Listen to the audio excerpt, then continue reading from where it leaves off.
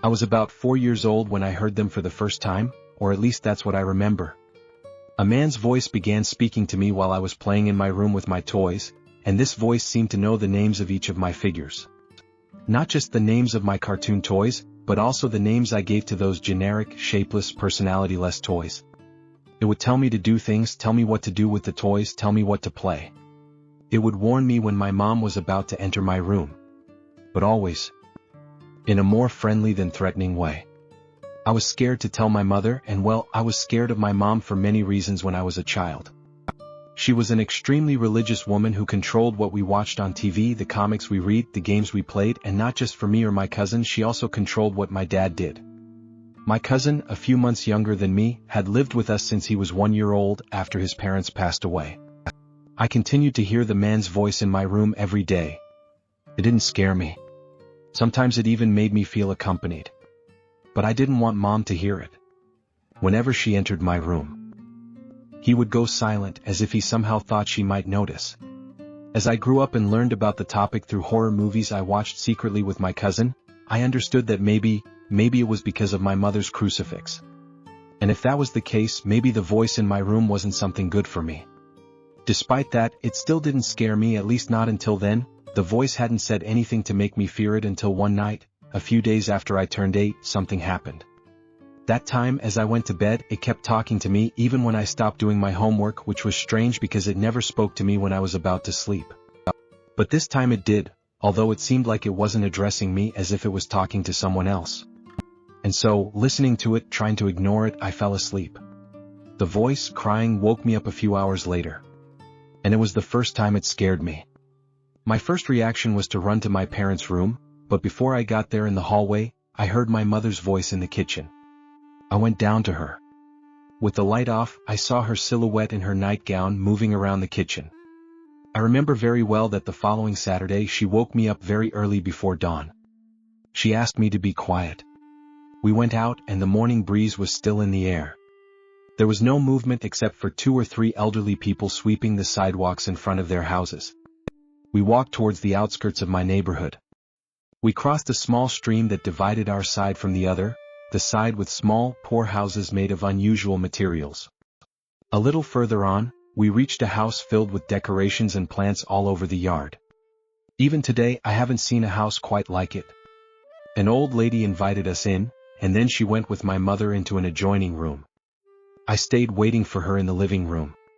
Next to me, a huge boy was sleeping, snoring loudly. He was very fat, so fat that I thought he must have been at least 2 meters tall. At least that's what I estimated. Half of his legs hung off the couch.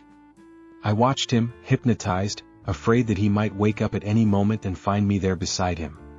Lost in these thoughts, the lady of the house surprised me. She gave me a tea with a strange but not unpleasant taste. I saw there were flowers in it.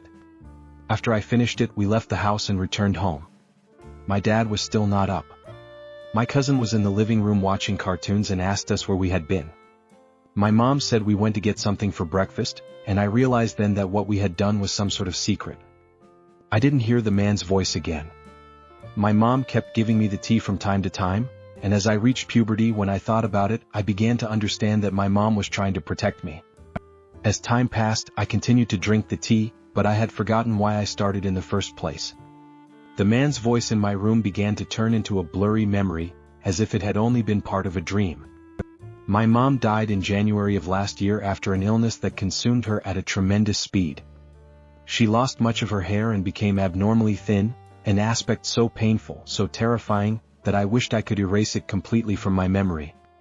But with that image, with that vision, she began to appear at night in the house, sitting in the living room, walking through the kitchen. Always letting herself be seen for a few seconds, during which we could distinguish her clearly, and then she would vanish. Almost always, I could see a slight smile on her face, but with angry eyes. As if she wanted to show she was okay, but at the same time scold us as she always did.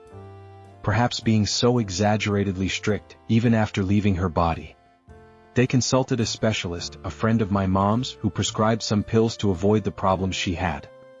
When she died, my dad was so devastated that he didn't attend his appointment as he had done for years, to collect this medication from my mom's friend.